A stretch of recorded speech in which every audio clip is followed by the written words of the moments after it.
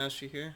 So I wanted to do a quick updated gem setup video in regards to what I'm currently using and go over some of the variations you can do with the new dragon gems and what I kind of basically recommend. So there's a lot of different options now, and the new dragon gems kind of give you some freedom to build your gem setup to your liking. Um, So first off, let's go ahead and go over the dragon gems real quick for those that aren't aware. Home is the first one I'm going to go over. The base gem gives you 2 all accuracy, 1 all resistance, and 30 HP. When you stack 4 of those, you end up with 120 HP, 4 resistance, and 8 all accuracy. And then when you start getting some bonuses, when you have the 2 and 4 set, which the 2 and 4 sets do stack, so you end up getting both of them. So in this case, you would get 10 if you combine the 2 and the 4 set bonus. You end up with 10 extra damage reduction, 300 extra HP, 8 extra evasion, 8 extra accuracy, and 3% extra resistance on top of what the gems themselves give you. So you end up with all accuracy being around 16.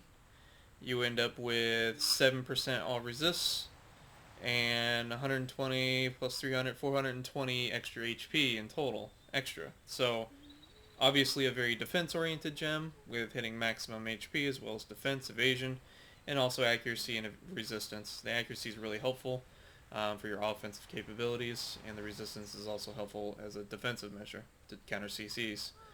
So really good gem. Right now in NA, they're being pre-ordered for ridiculous amounts. As you can see, the combines, people are pre-ordering those for 100 mil because people aren't really selling the already completed version very often. Um, so yeah, keep in mind that they're extremely expensive if you try to pre-order. Um, if you get lucky, you can win the bids for about 24 mil, so that's not too bad. Then the next one, Macaloads. As you can see, those are available. Not very many people using them right now. They do some interesting stuff though, so we'll go over that real quick. They give combat XP 1% per gem, all resist 1%, or all ignore resist 1% per gem, and 20 max stamina per gem. So with 4, you end up with 4% combat XP, 4% ignore to all, and 80 stamina.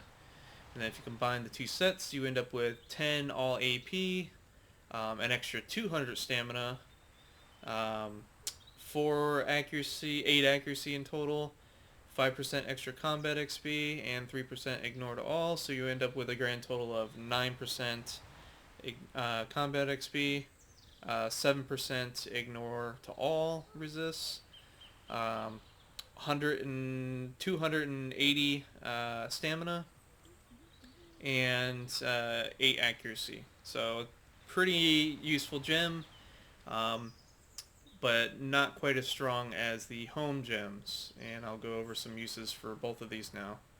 So to start off with the Mechaloads, this is more of like a leveling up type gem, PvE oriented. It's really good for traveling between distant packs. So like maybe be pretty good at pirates or Gahas.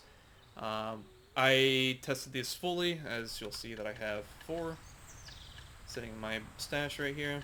I was using it primarily for the stamina, as a Maehwa requires stamina in order to chase around, and having a lot of stamina is very helpful, especially since they nerfed stamina pretty hard on chase.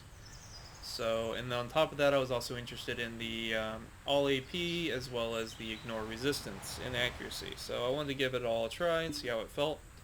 My conclusion is they're pretty good, they're not bad, but you do sacrifice a lot of defensive stats in order to reach these.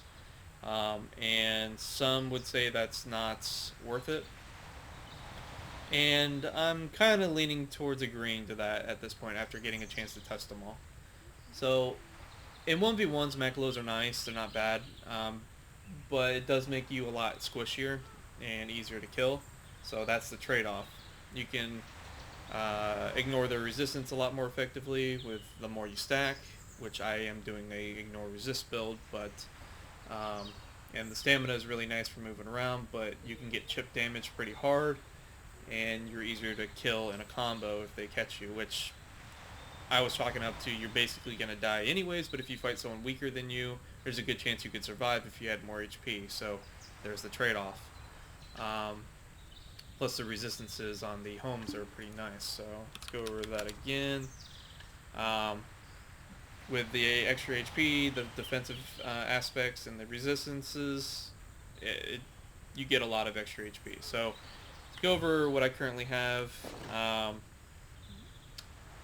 end up with 3,200, or yeah, basically 3,200 HP, 3,208 in total currently, um, with my particular gem setup, and that's just with Cron Meal. That doesn't include Villas, which gives you 200 HP. You can get 100 HP from the loyalty scroll, which I'll show right here.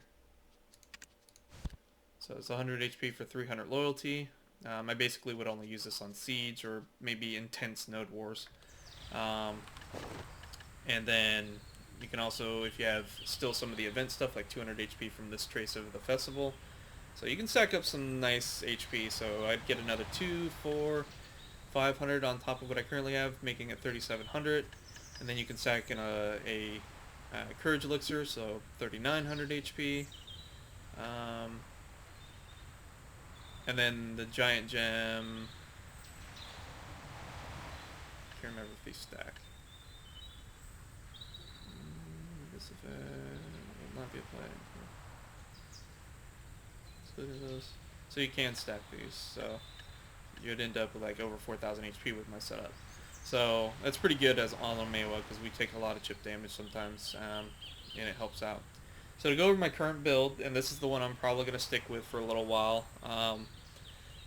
I'm using 2 precision gems in my Zarka Blade, 2 ignore stun resistance gems in my offhand, and I'll go over that in a minute. 2 Han home gems in my Griffin helmet, one home gem in my chest piece, and 1 giant gem in my chest piece. The giant gem is a attendance reward, so not everyone's going to have that. It's really useful if you can get it though. It gives 10% ignore to stun stiff, and 100 HP as well as 2 damage reduction. 2 Gen Vipers in the gloves, and 1 Han gem in the Urgans, as well as 1 Juan Hystria in the Urgans. And the reason why I did this kind of setup is because I wanted to maximize my movement speed, making sure that I got 5 movement speed when I had food buff up. So Urgans gives 1 movement speed by itself outright. The Juan gem gives me 2, and the Cron Meal gives me 2. So I end up with 5 this way. There's another way you can get it. If you do a pay-to-win gem, you can make a costume, use a particular... There's a couple different costumes you can make.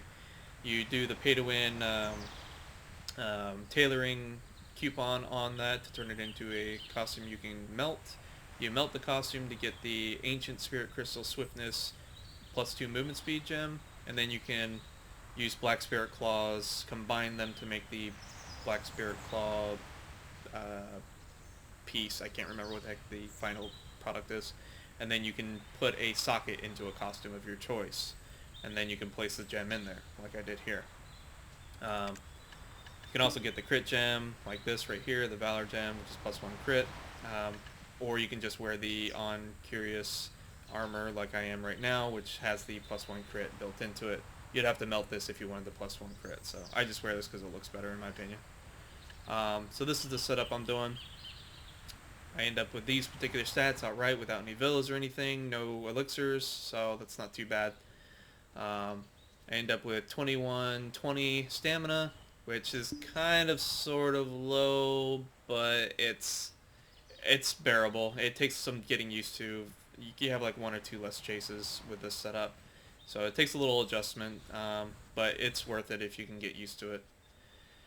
Because this is the reason right here. You get not only the large amount of HP pool, but the resistances are massive. You end up with my setup in particular because of the giant gem. 56 resistance to stun stiff freeze, 46 resistance to the rest, and then if you stack villas on top, that's another 10%, so you end up with 66, 56, 56, 56, and it's pretty high for having all-around resistance, so it's really useful.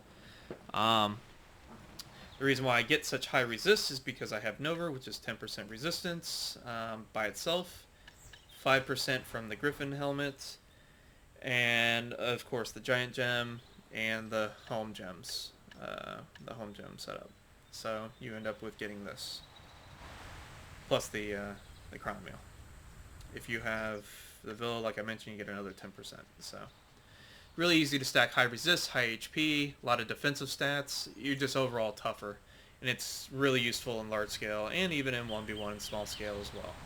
So, in my opinion, it's the community has basically kind of said this already. So I'm not the originator of this at all, but it's definitely probably the best setup. It's a lot better than having 4-set macaloads from my current experience so far. 4-set macaloads does give a lot of flexibility with the chases. I could chase for basically forever, it felt like, but the defensive stats were really lacking, and I was getting killed pretty easily by people that normally wouldn't kill me if I stacked the kind of stuff that I have right now with the resistances I have. So since it's basically 1cc, 1 kill still, resistances help break the combos, and then you can escape and punish them. With that in mind, that's where I run the anti-resistance gems, the ignore resist gems. So 2 precisions, and then 2 ignore stun stiffs. Float resistance is really hard to come by, so I don't really worry about getting ignored too much. I mean, typically people are running the very same setup that I am, so they're not getting much more resist than this. So they end up with 56 all resist the float. 2 precisions and Cron Meal and Alchemy Stone gives 4, 4, and 20, so 28% ignore. So 28% ignore on 56 resistance. I have a pretty good chance of floating someone. That's not my concern. My concern is if someone's stacking higher stun stiff resistance, because Moonrise gets resisted a lot on the stun if you don't stack ignore. So that's why I do the ignore stun stiff resistance. I want to make sure that my catches connect. So I want my stiffs to connect at all times. I want my stigma, my D-bite, my oppression, my stub arrow. I want those always connecting. And then my stuns being Royal Rage or Moonrise as my combo pieces, I need those to work as well. I can't have my combo breaking on me, because if they break mid-combo, I'm dead. So that's a particular setup I run, and the justifications for why I run it. There is a variation to my build that you could do to help maximize getting 5 crit with just Cron Meal. There's a new gem that came with Dragon as well called the Dark Red Fang Valor gem.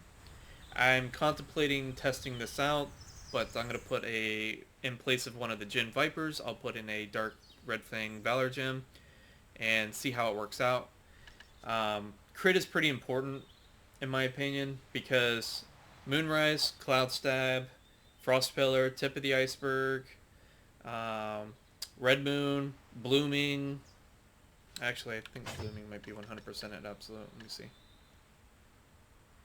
Yeah, 100% crit rate on the initial attack, 50% on the extra hits. So you could get higher crit rate on your Blooming. As well as... Where's the other skill? Yeah, I think I mentioned them all, actually. So yeah, all those... Oh, Sticky Snowflake as well. So all those skills don't have max crit automatically. So those are pretty much mostly your combo pieces. So in order to maximize your damage output, having as much crit as possible helps, as well as accuracy and higher AP, all those other things. But crit will help get you there sometimes. Especially if your entire combo basically full crits, you'll delete someone easily. So that's the name of the game, deleting someone as quickly as possible. So I'm going to probably, as soon as I get my hands on one, I'll experiment with that and see how it goes. I do lose a little bit of accuracy, but the home gems kind of counter that. So that's where I'm getting my justification from. I got a lot of extra accuracy. So yeah, it seems solid. If it doesn't work out, then just use two Gen Vipers. That'll be either with the dark red fang gem, or two Vipers. That'll end up being what you want. The better setup, though, however, is to have a Often weapon instead of Zarka. If you have Often, you get the higher pre-awaken AP threshold, like I'm a little bit below currently than what my awakening is. Often basically makes your pre-awaken AP match your awaken AP. So Zarka is a little bit shorter, but you get extra attack speed bonuses. So you get 3 attack speed instead of just what Often offers, which is 2 attack speed and 2 crit. But it gives a lot less AP. So it gives the trade-off is you get more accuracy and 1 more extra attack speed versus more pre-awaken AP, a little bit less accuracy, and you get 2 crit and 2 attack speed. So instead of, if I had an Often, instead of the dark red flame gem, I would definitely run 2 Gen Vipers because you need the attack speed, otherwise you'll be short. Unless you focus on food, making sure you get your attack speed up. But your boss set bonus gives you 1 attack speed. These give 2, and then if you had Often, it would give you 2, so that would be your 5, not including food or anything. So that would be one way to go about it. And then that would give you max crit as well, as long as you had Cron Meal. So the other things, varying different build types. Some people put a instead of a dark red flame or a dark red fang gem, they would use a Bon Carme in their Zarka. It's pretty good because it gives 2 crit, helps you get your crit to max, but the problem is, for me, when I'm thinking about PvP, I want the ignore resist. So this is more of like, in my opinion, for me, it would be classified as a PvE gem. However, for a lot of people, it's probably their PvP gem of choice when they use Zarka. That's why you just want to use Often, because it's just the better overall version, until you get the really high AP where the accuracy becomes more important, and the pre-awaken AP doesn't really matter as much. But yeah, some people use the Bon Carme in the Zarka, or they're Often, to get max crit, so that's another avenue and something else you can do. Since when I go to PvE I use giant draughts, I end up with max crit anyway, so it's not really too big a deal. I just have to make sure I always have these, or shock elixir, just to maximize my damage. Other options that people do would be utilizing the Awakened Spirit Gem or a Crit Gem. The critical gem being, I have one on me right this second, but this gem right here, 10% extra crit damage. They're pretty cheap, but they're always out, so you got to pre-order for like a couple mil and you'll get one, no problem. But they'll put that in the offhand as well, instead of the ignore gems like I do. It's usually what I classify as a PvE build. Some people use it as their actual large-scale build, and they want to maximize getting a little bit of extra HP, so you can do that.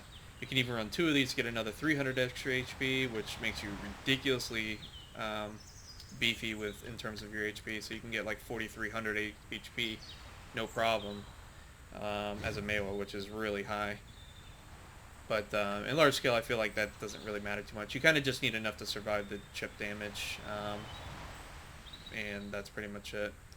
There's some studies, some tests that people have done, especially overseas in KR, that suggest that 2 of these is overall more damage. Hard to say. I think of my classes, I am a combo class. I need to be able to combo. If my combos break, I die. So this is my justification for why I'd go this route. I might try 2 of these out. I do have 2 of them, so we'll see. But I gotta do some more testing. Couple other variations. This is for a Musa build, so ignore the Dandy, but the same applies to Maehwa. Like I said, they could do 1 crit gem, but the interesting change would be 1 home gem in the offhand.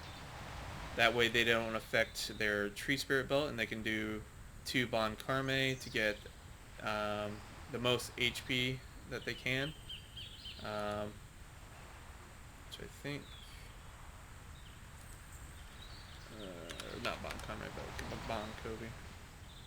which gives 150 HP each, so that's 300 HP. So you could go that route, and then for the boots, what they did is they just did one home and one wand history as well. So they sacrificed one of their offhand weapon ones, but they don't prioritize ignore resist like I do. So that's why they chose this different build instead. And then their other gems are all the same. This is another variation, like I said, the Bon Carme and Precision. So this is just a different approach. That's another available option for you. If you were to do the Macaloads, you could do it a few different ways as well. You could do it in the helm, 2 in the helm, 2 in the boots, and then get max movement speed, kind of similar to how I'm doing here. Or you could do one in one, like this very same setup, to kind of get as much stamina as possible while still getting all the bonuses from the 4 set. Or what I did previously was do 2 Macaloads in the helm and 2 Macaloads in the chest piece, and then 2 wand histories in here to maximize my potential stamina, as well as making sure my movement speed was maxed out. But I sacrificed a lot of HP doing that, so that's where I ended up being really squishy. So no, just another different approach to it. So it's up to you what you decide, but just figured I'd get all this information out there for see what you guys are thinking. Go ahead and give the video a like if you felt it was helpful, and comment if you're doing a different build. I'm interested in hearing what people are doing. But this is what I'm currently doing right now. Catch y'all next time.